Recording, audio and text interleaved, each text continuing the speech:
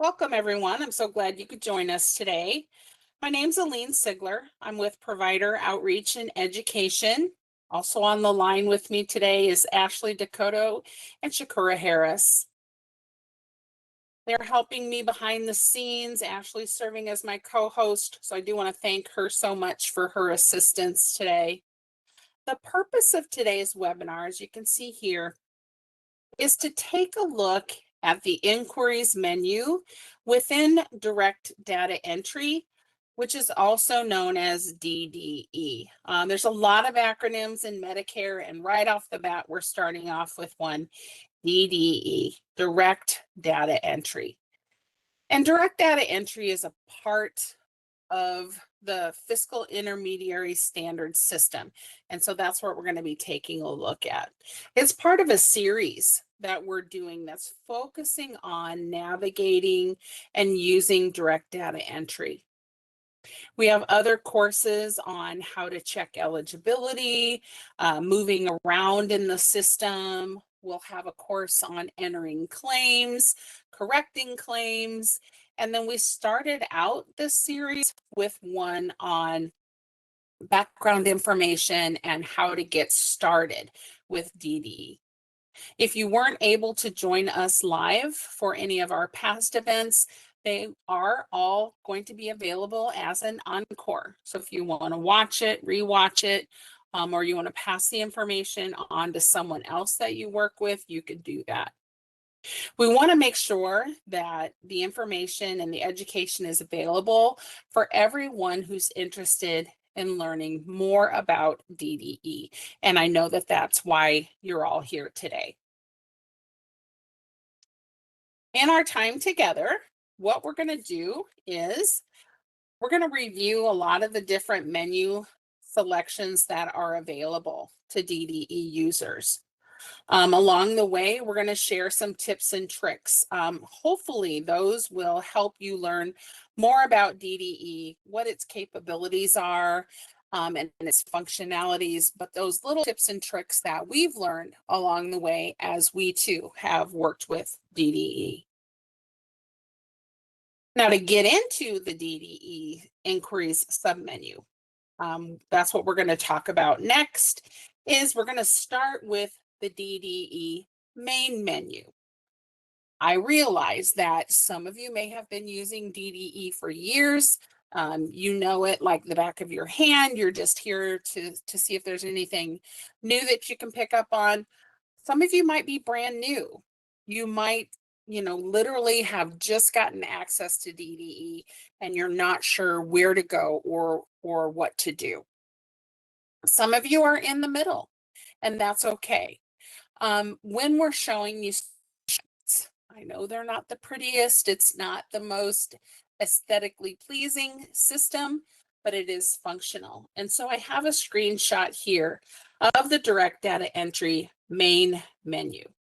Its purpose is to provide navigation inside of the DDE system. So it all starts here.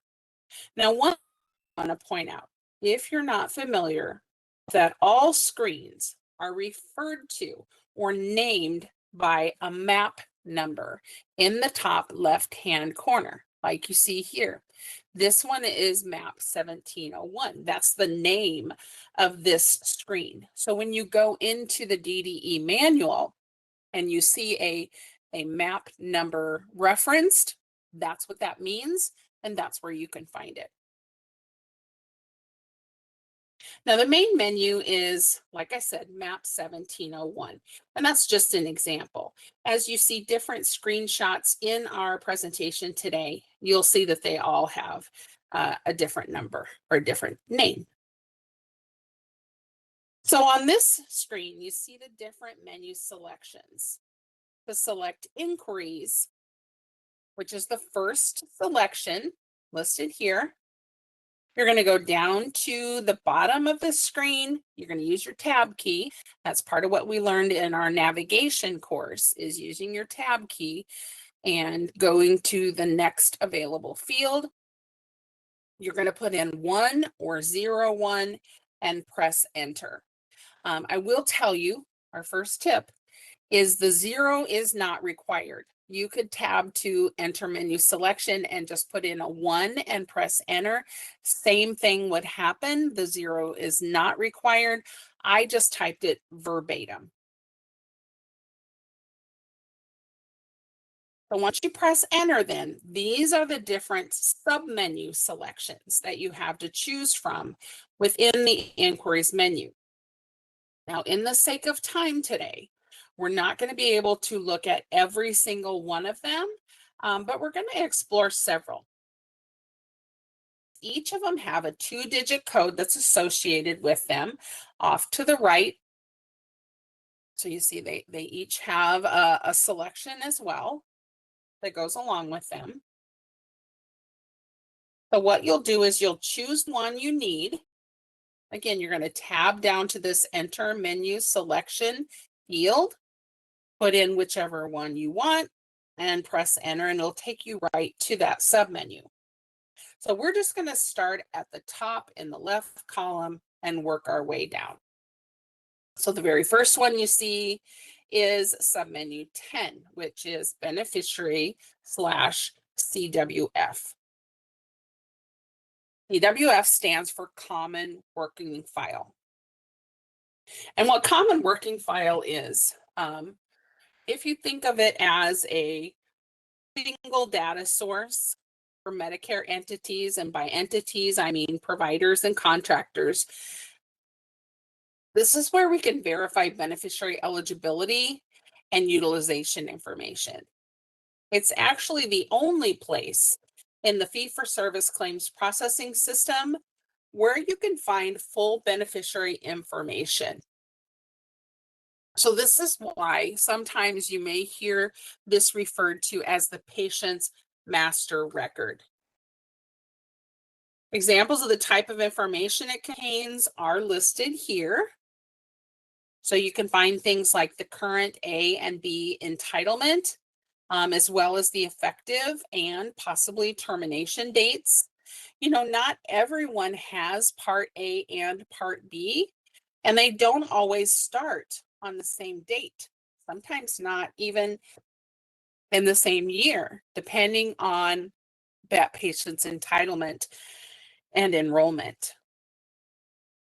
You know, Part B could terminate for a beneficiary if the premiums aren't paid, or if a patient is ineligible due to things like not being present in the United States or during a period of incarceration. So you may see gaps within that coverage, and that's totally normal. Common Working File also displays current and prior benefit period data. So such as how many lifetime reserve days or psychiatric days a person has left. If a patient admits to your facility today as an inpatient, are they going to be starting a new benefit period, or are they going to continue with one that's already active? So this screen can help you determine that information. You're also going to need to know if the patient's Part B deductible has been met. Does the patient have a terminal illness and they've elected their hospice benefit? Maybe they're under a home health plan of care, and that's going to impact your billing because of consolidated billing. Common Working File also contains data about preventive and screening services. A lot of them have frequency standards.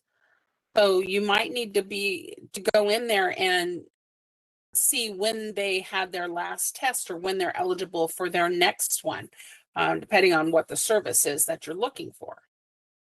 Every year after open enrollment, you're going to see patients who are changing from traditional Medicare to a Medicare Advantage plan or vice versa.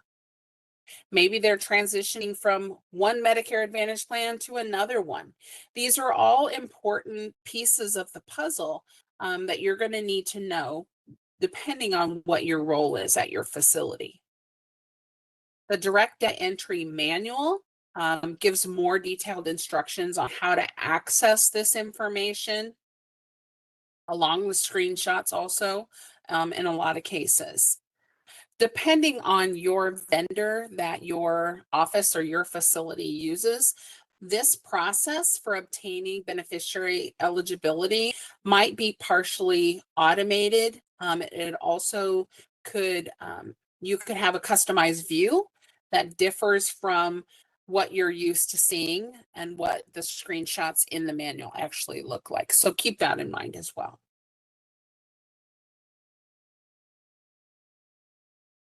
Submenu selection 11 is the DRG Pricer Grouper Inquiry. DRG stands for Diagnosis Related Group. And this is part of the inpatient prospective payment system for acute hospitals. This menu selection displays detailed payment information that's calculated by the Pricer and Grouper software programs. Based on the information that's entered in this field or on your claim, it's going to give you specific DRG assignment and then a projected payment amount for a claim with that information. Now, you need to keep in mind that it's not a guarantee of payment, of course, and there are normally provider-specific adjustments that apply once the claim is completely finalized. You know, are you in a rural area or an urban area? Do you have special payment provisions in place, or are you enrolled in special payment programs through CMS or a lot of different variables. So don't take that information on this screen as a guarantee of payment. Just want to give that little disclaimer there. So in order to get an accurate calculation, there are specific data elements that are required, and that's what we're going to talk about next. This slide lists the items that are required for DRG calculation. And it starts with diagnosis and procedure codes, including present on admission indicators and the discharge status code. This is very important because a discharge is paid differently than a transfer.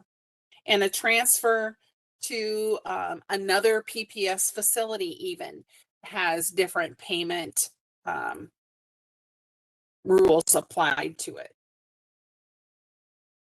You're also going to need the discharge date, the number of covered days, and the total charges. The total charges are important, even though you're not paid based on the charges, because it can make a difference in things like outliers and other things. The patient's sex and their age or their date of birth are also required elements to get an accurate DRG assignment and potential payment. Next thing we want to look at is we're going to talk about checking the status of your claims. You can check the status of your claims by going to the claims summary inquiry, and that is submenu selection 12.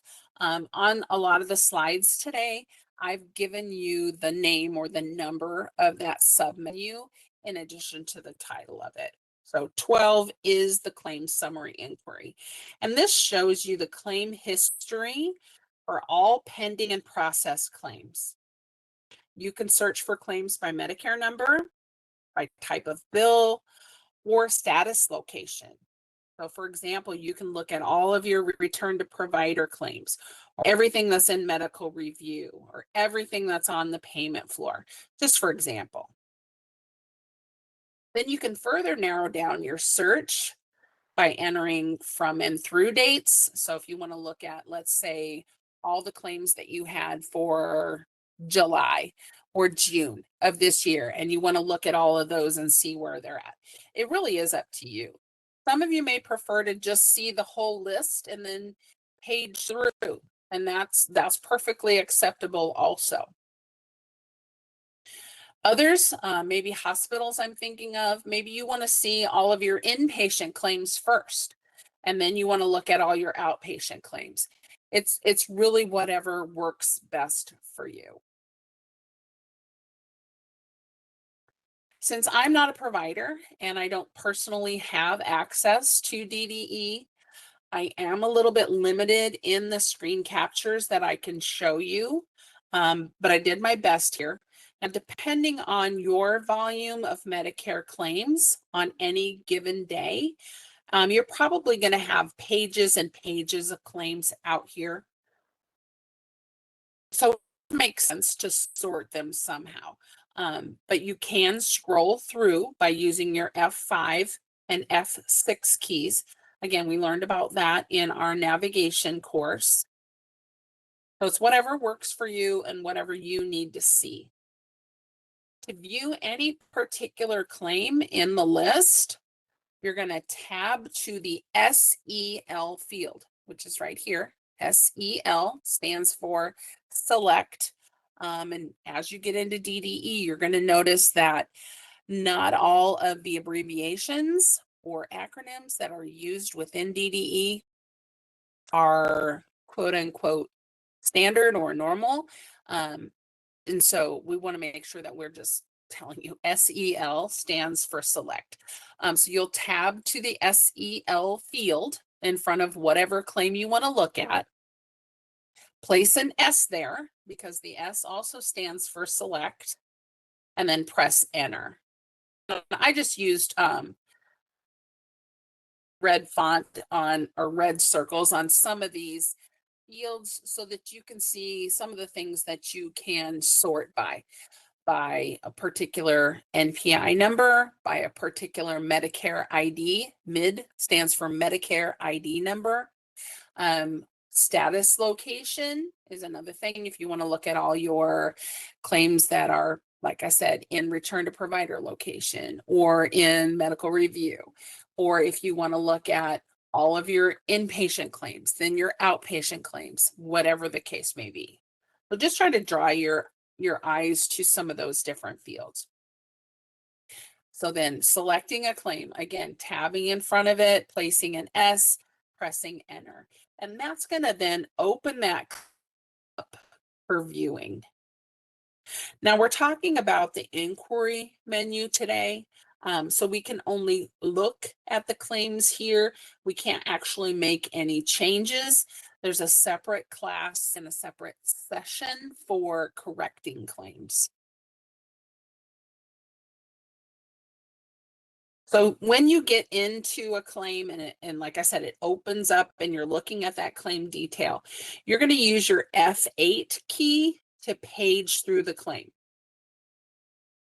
Now, as a side note, if you want to learn more about those program function keys, the tab key, those other keyboard functions, I do invite you to watch the encore of the session we held called Direct Data Entry Navigation. Now, depending on when you're listening to this session, it may still be available on our encore presentations page of our website, but you can also find it in the Direct Data Entry playlist on our YouTube channel. If the claim that you're looking at is pending with one or more reason codes, you can view a description of any of those reason codes by using your F1, which is your help key. Then you can also jump to that same screen by placing a 17, a 17, in the screen control or shortcut field and pressing enter. So let's look at that so you can see what I'm talking about. So here we are on page 1 of the claim that we've selected from our list in the claim summary. Remember, these screenshots are just for illustration purposes. It's not a real claim. So I do realize that some of the items may not be 100% accurate as far as claims processing goes. So just keep that in mind here. So pretend that this claim is still in suspense.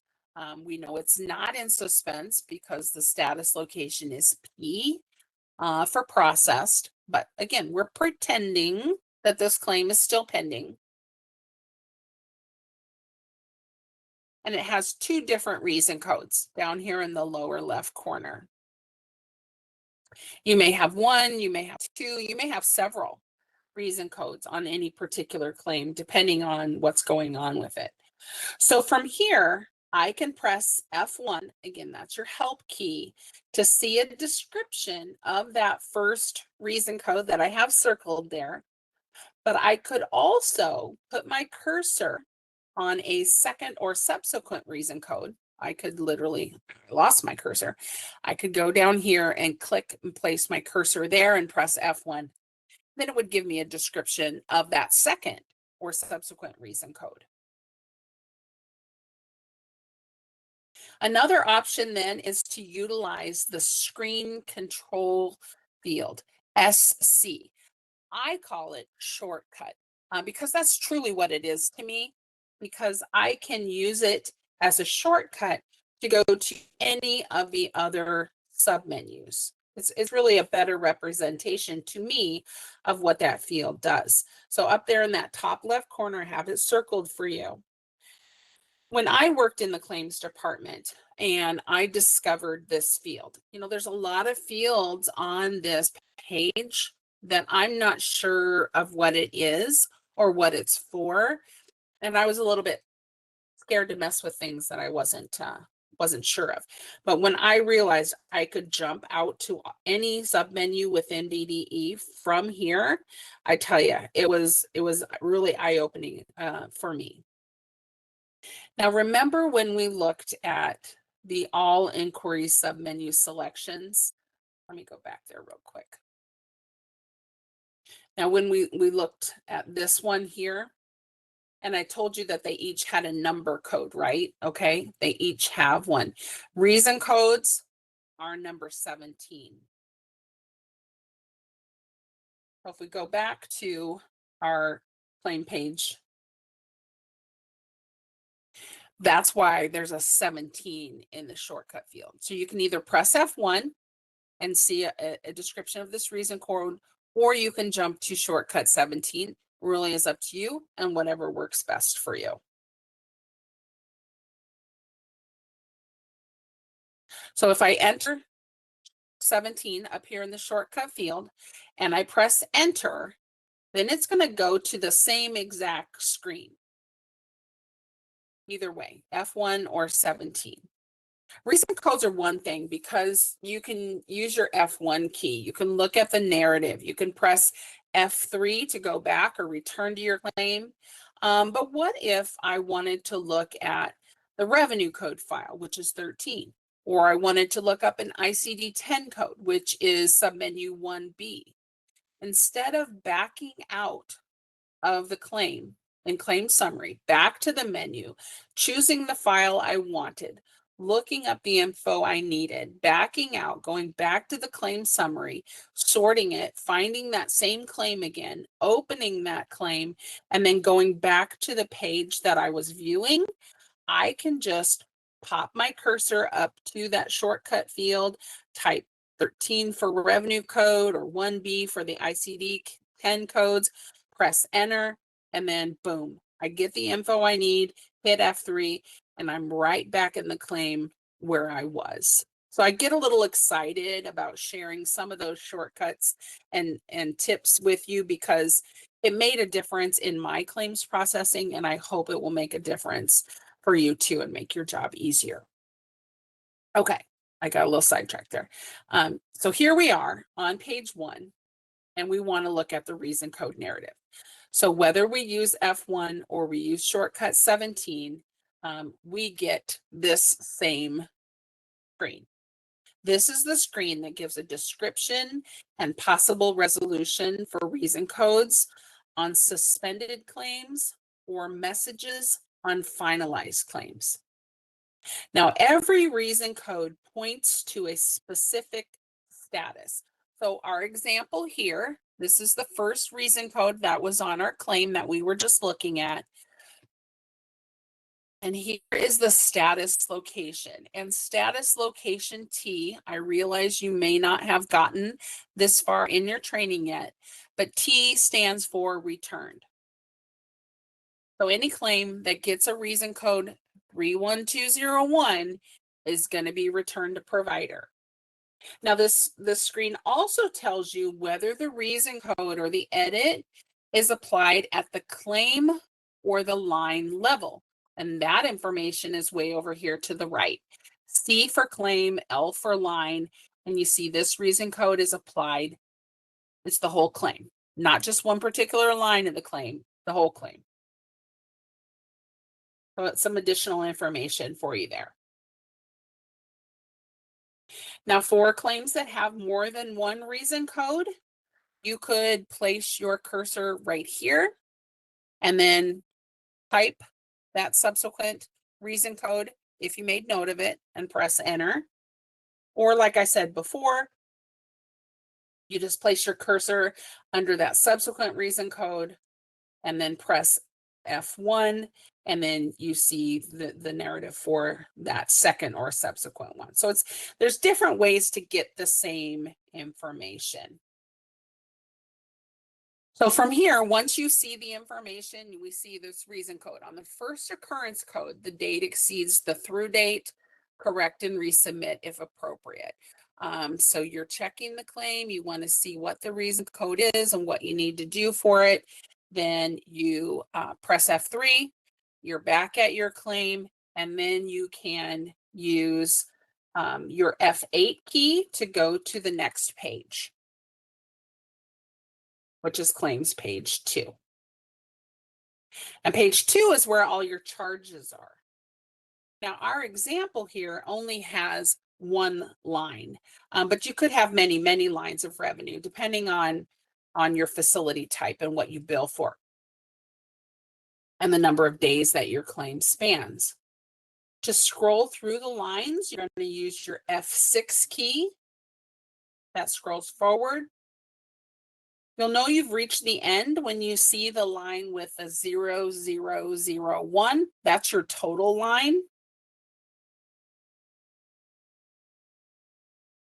So if this was a full claim that had several lines, you might see non-covered charges that you didn't know was non-covered and want to know why.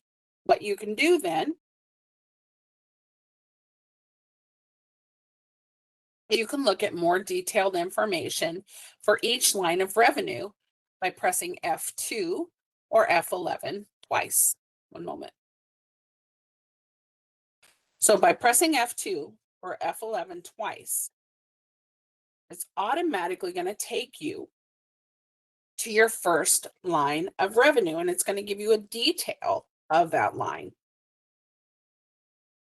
And so the line number is right here.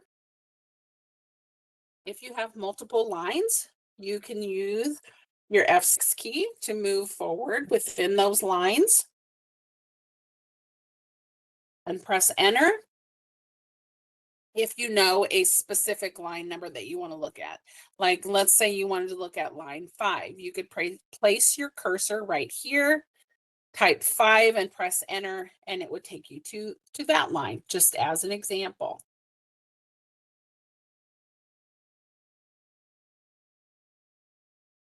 You could also, let's go back here just a second.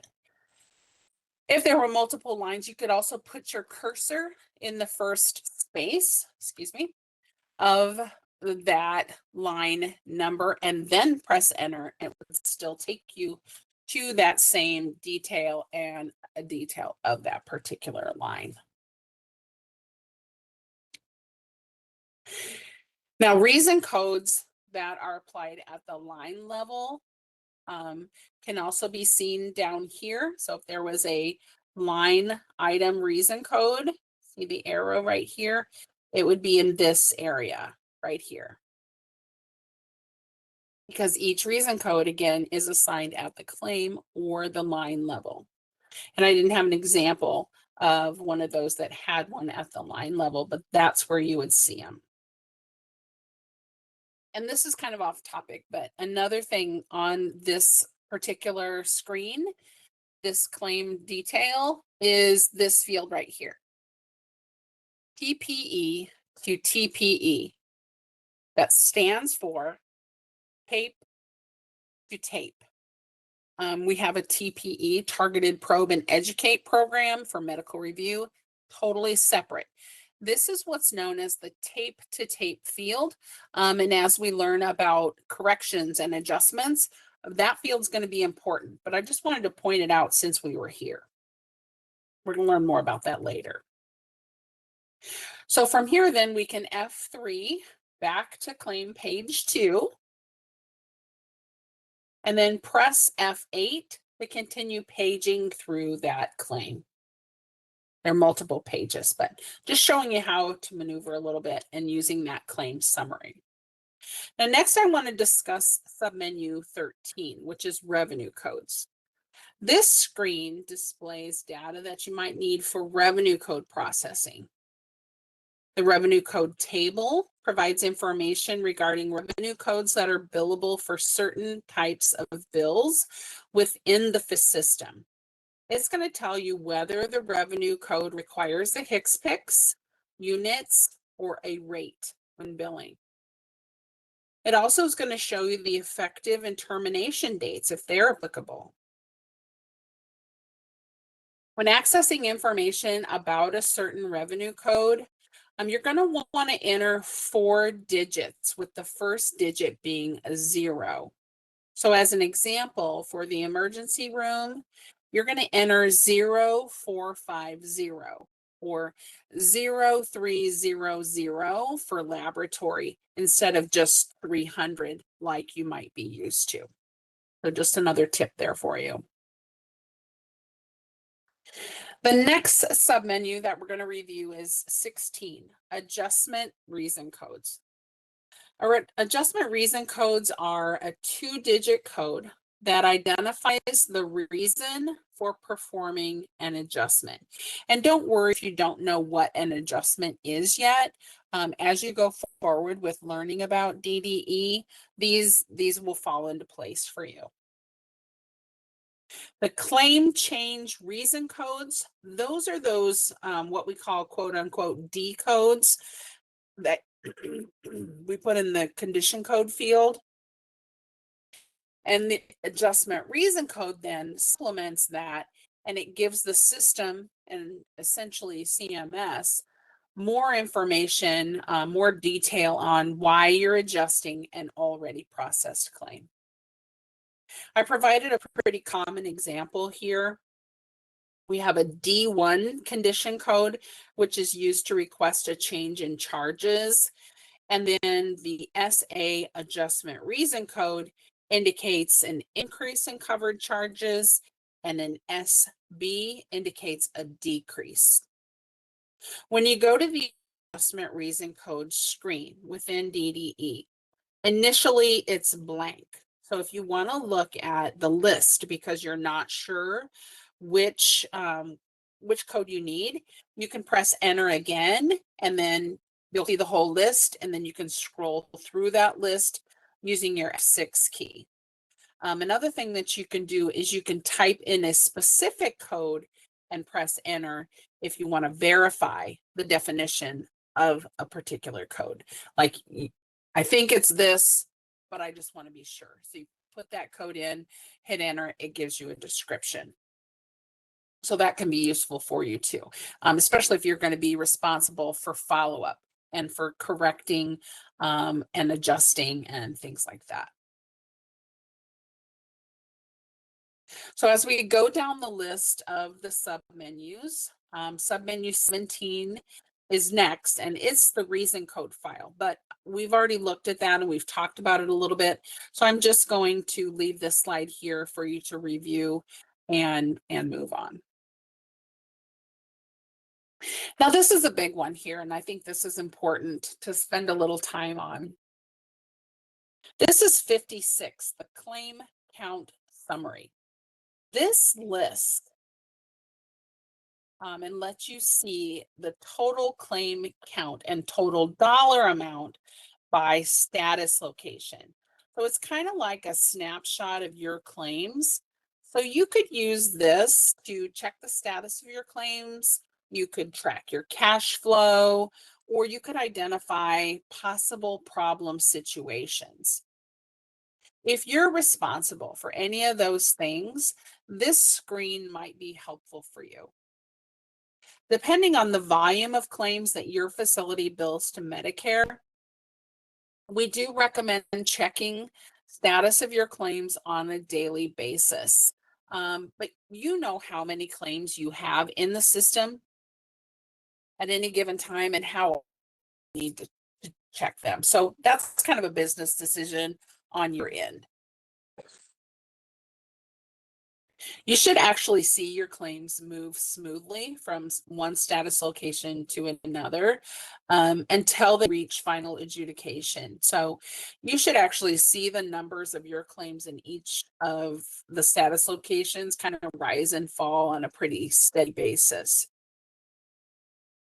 You can use this screen to automatically see how many claims you have pending for medical review, how many are in return to provider status that you need to work on, or how many that are on the payment floor any given day in the category column.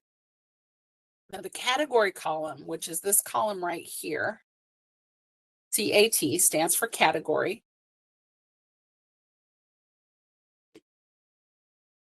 So I just want to define a couple things for you. GT stands for grand total. And this pretend provider that we have here, you can see they have a grand total of 466 claims today. Then it shows a breakdown of where those claims are. TC stands for total claims. So we see TC right here.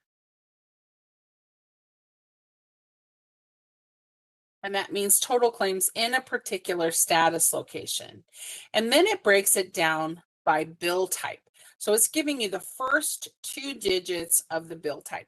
So for example, the 11 is an inpatient hospital, a 11X. A 13X is outpatient hospital, and so on. Way down here, this particular hospital has some 12X claims, which is inpatient, but Part B only. Now I pick status location SB9099, and that's what I have the red box around because it has a variety. And so if we take a look at that, to put this in perspective, there are a total claim count of 95 claims in this status location today. Of those 95, 36 of them, 36 are inpatient hospital, 11X. 4 are outpatient hospital, 13X claims.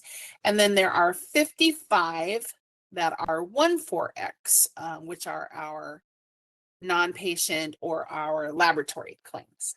Okay. Now, one thing to know about the total charges and the total payment columns. I want to mention this and make sure that you are aware of this, that it doesn't necessarily affect the amount that your facility is going to be reimbursed. So it doesn't, those numbers don't reflect the amount your facility will be reimbursed. These figures that are used to create that column could be true payments, or they could be negative amounts that are reflected in adjustments or cancels. So keep that in mind. When you look at this today, don't expect $864,000 to be in your bank account today or tomorrow, okay? If we look at status location PB9996, that's the top one here for this pretend provider. This is the payment floor. So this is where your claims go when they're finalized. So no further action can be taken on them, but the payment hasn't posted to your remittance advice yet. So this provider has 41 claims, all inpatient, because you can see that they are 11X type of bill. But unless all 41 claims hit the payment floor on exactly the same day and were submitted exactly the same way, meaning they were all submitted electronically or all submitted on paper, This provider should never expect this 220,000 and some odd dollars at exactly the same time. So what I'm trying to say here is for your payment floor, claims transition onto the payment floor and off of the payment floor. So just some things to keep in mind when you're looking at this screen. So like I said, it gives you a snapshot of where your claims are. If you see a jump in one location all of a sudden, and you don't really understand what that location is or why that would be, you can go back to the claim summary menu. Again, that option 12 that we looked at earlier. You can jump right to that sub menu by using your shortcut field and then filtering or narrowing that list of claims by searching for that specific status location to see what might be going on with those claims. Are they pending for the same or similar reason codes? Could it be a potential system problem? Was there an issue with a batch of claims that was transmitted? Did information maybe get left off of the claims by the biller? And this could be, used as a teachable moment for them to hopefully keep it from happening in the future.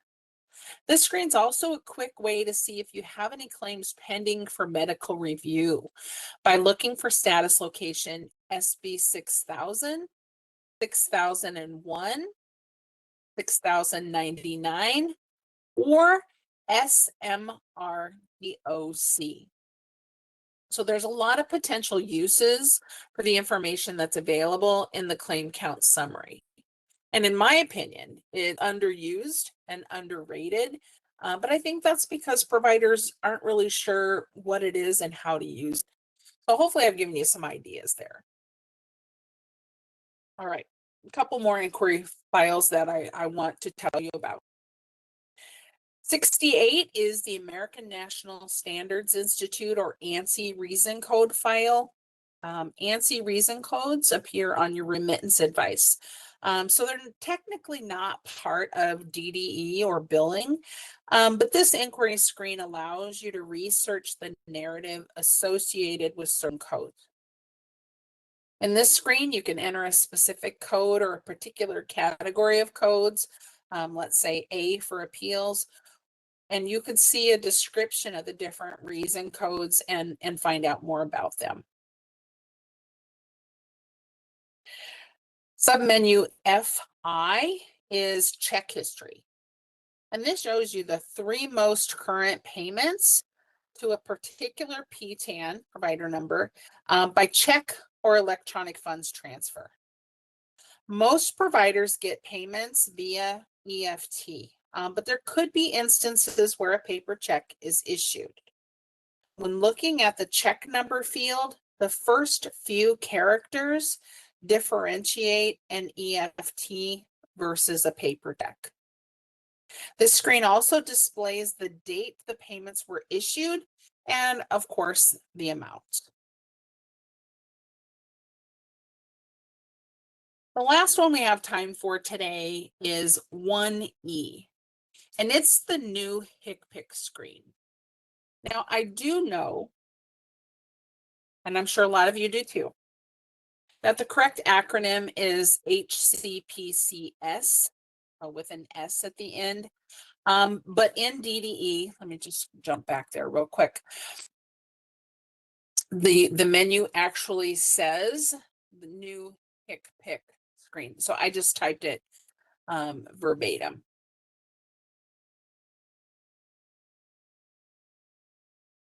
So this menu tells you what revenue codes are allowed for a HCPCS or if a multiple procedure payment reduction applies.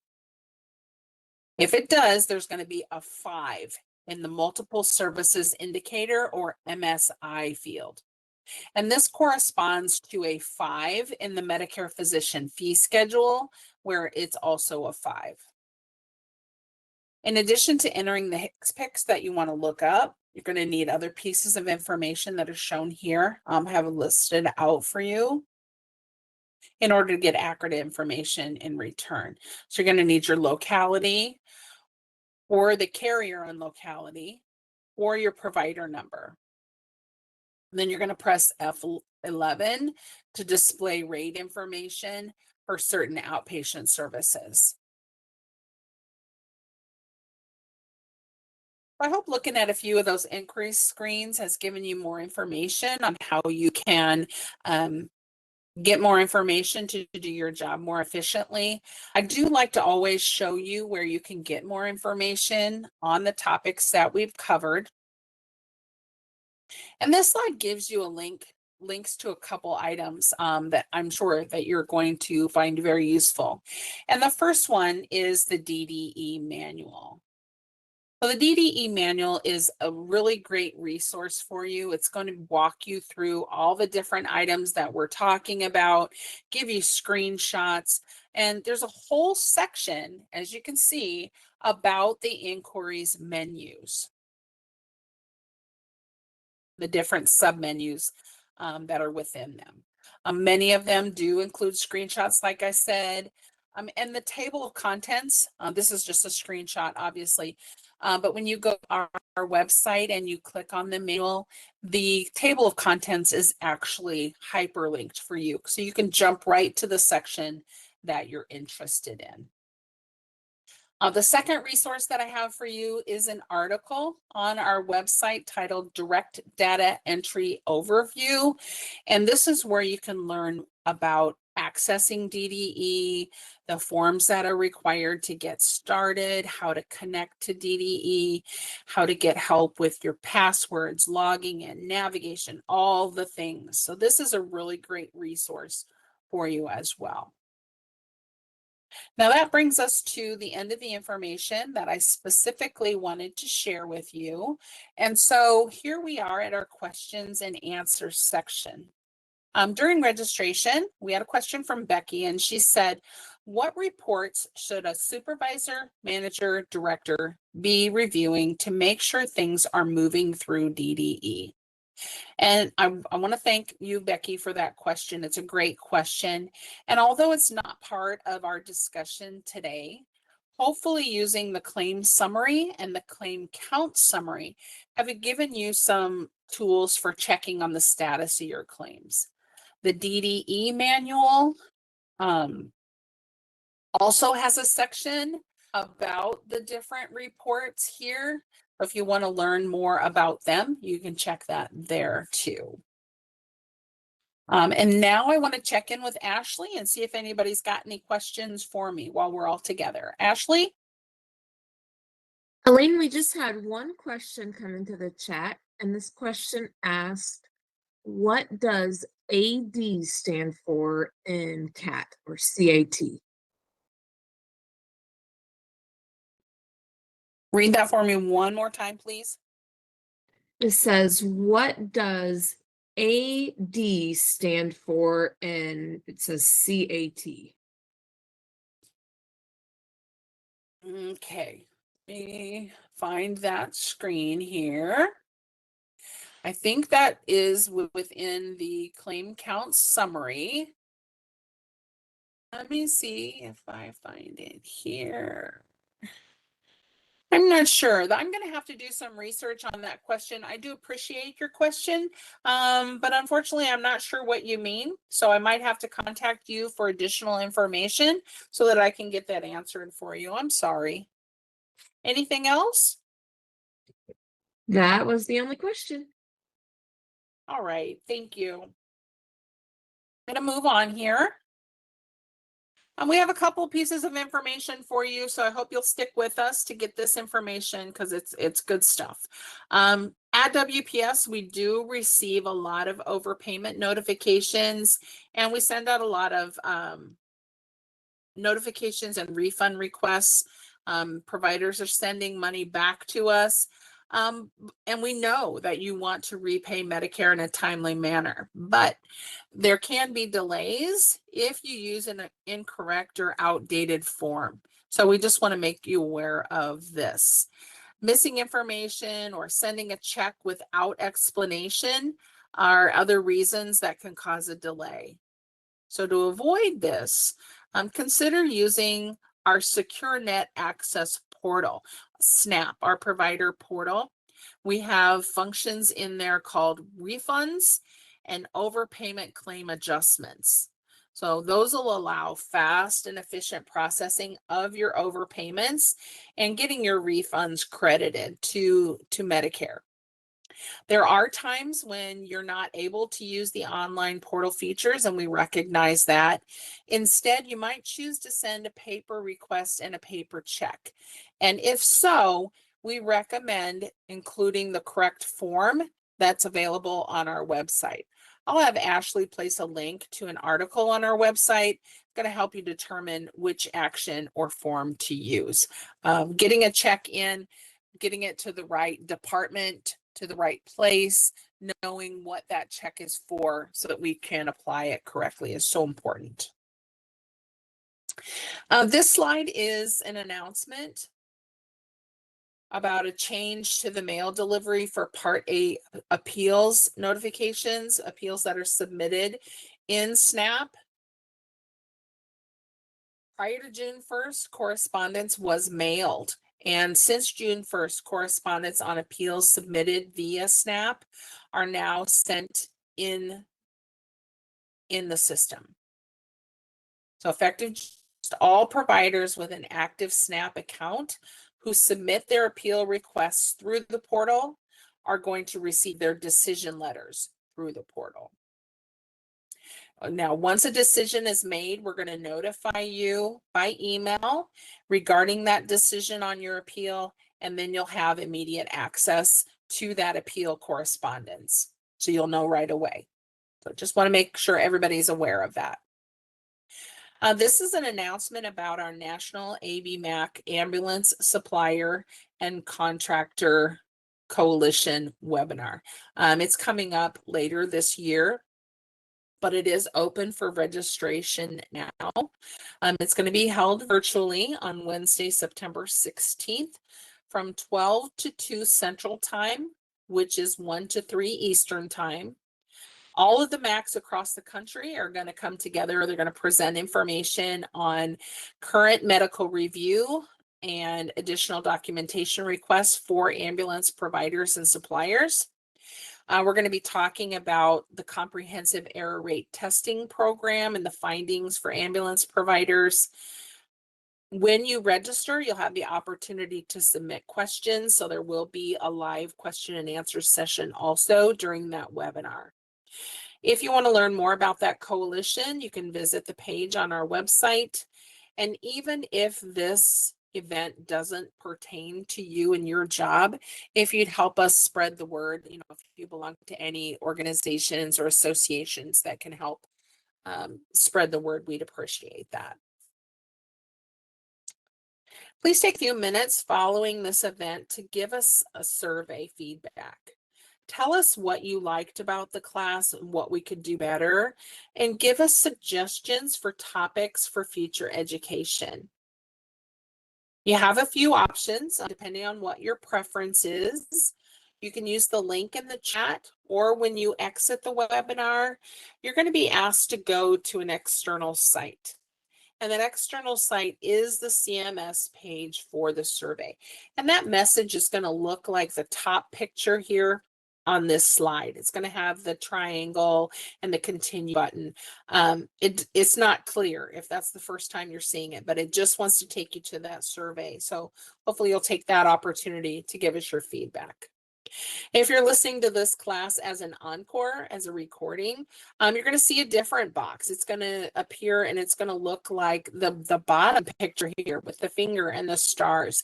And that's going to be your link to the survey. You can also scroll down in the description of the video and find the link there. However you choose to do that, let us know if you'd recommend our education to others and how likely you are to attend other education that we provide. Those surveys give us insight into not only how we're doing, but future education that you're interested in. And a few minutes, you're going to receive an email to thank you for attending. And we want to bring this to your attention because this email contains your certificate of achievement. It has your name and your contact hours. So if you need to turn it in for credit towards continuing education units, you can do that. If you don't see it, check your junk or your spam folder and make sure to add the WebEx email address to your safe sender list. If you think of a question later, or the one question that we had that I need clarification on, send that in to us. You have 1 week from today to add your questions, send them to our Same Education mailbox, put today's date and something about direct data entry in your subject line. That way they'll come directly to me and I can get an answer for you. On behalf of myself, Ashley, Shakura, and everyone else in provider outreach and education, thank you for your participation today. We hope to have you join us for future education, and we look forward to your survey feedback. Thank you, everyone. You may now disconnect.